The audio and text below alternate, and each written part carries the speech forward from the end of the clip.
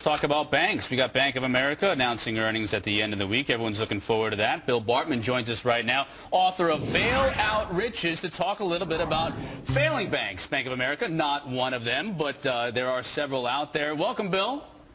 Well, welcome. Thank you, and good to see you again. Is there a sort of misconception that when all these banks fail, that the FDIC takes over all of them? Well, there is that misconception. The FDIC is one of the regulators that takes over failed banks, and it's the one that probably gets the most shrift because the OCC and the Fed don't seem to get much press these days. But the FDIC is the one who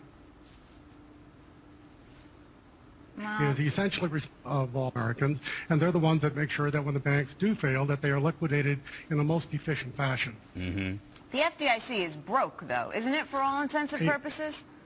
It is. Well, for all intents and purposes, it's broken. For financial purposes, it's absolutely broke. It's about $64 billion in the hole. In the last 3 or 4 months, Sheila Bair issued a premium notice to all of the 8,100 member banks, asking them to pay in advance the next 3 years' worth of premiums. Well, they have done that. That money has come into the FDIC coffers, and the FDIC has relatively promptly spent all of that money, which kind of leaves them between a rock and a hard place because the bank failure rate is really just beginning. So there's going to be a lot of losses coming in the near future. What do they do to try and stem the tide here with these losses? Well, the only thing they can do is to dispose of the assets that they've acquired from these liquidating institutions, and one of them is an auction that's going on this morning in Atlanta. It's the loans that come out of the old Silverton Bank. When Silverton failed, it kind of was about a 5.6 on the Richter bank scale because Silverton was kind of a banker's bank. It did a lot of participations, and now the FDIC is offering to sell about $400 million worth of loans that came out of Silverton. But the banking group, the banking industry, the Community Bankers Association, has actually filed an injunction against the FDIC, asking the FDIC not to sell those loans because of the negative impact it would have on other, still, we'll call them healthy banks, although that's probably a misnomer. Bill, is some of this necessary? I mean, did we get ahead of ourselves? There were banks popping up on every corner when things were going well. People were very readily making loans. It was easy. Is some of this just the necessary part of the consolidation process?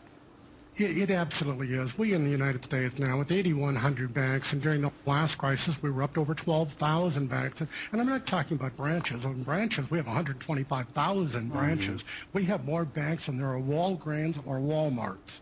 Now, to me, that just tells us what's wrong with the system. We have too many competing for too little of the profit. And quite frankly, that means there's going to be a whole bunch of banks that go out of business just because, quite frankly, there's not enough to sustain them.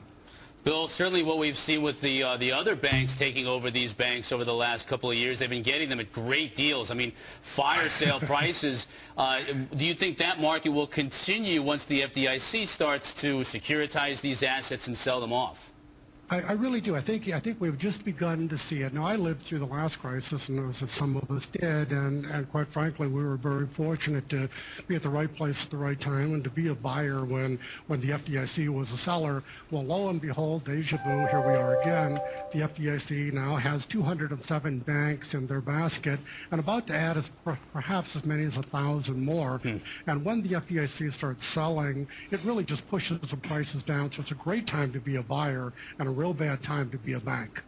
Bill, a lot of people blame the regulators for all these bank failures. You know, Washington Mutual hearings are going on right now. Largest bank failure in history. Question was, where were the regulators? Is that part of this? Do we blame the Office of Thrift Supervision, the FDIC, for the fact that we have so many failures going on right now? Absolutely, and I love Sheila Bair. I think if I've been happily married for 36 years. If I wasn't married to my wife, I'd chase Sheila Bair down to catch her. Because I think she is probably the smartest woman in Washington, and I don't put all of this at her doorstep.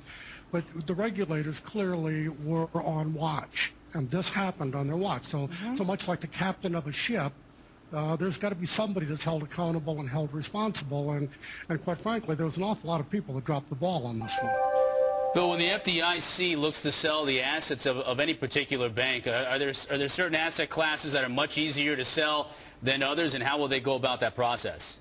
Absolutely. The asset classes that are the easiest to sell are the ones where there are the most buyers for, and that means a product that is relatively commoditized.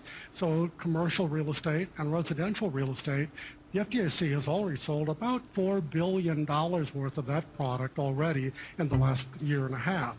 Now, the private banks are selling a different product. They're selling consumer loans and charged-off credit cards. And last year alone, they sold over $8 billion of that. So there's quite frankly, a pretty aggressive sales campaign going on both by the government and by, we'll call them the healthy banks. Bill, thanks so much for giving us your insight on all this. You're very welcome. Thank you, and have a great morning. You too. Bill Bartmann, author of Bail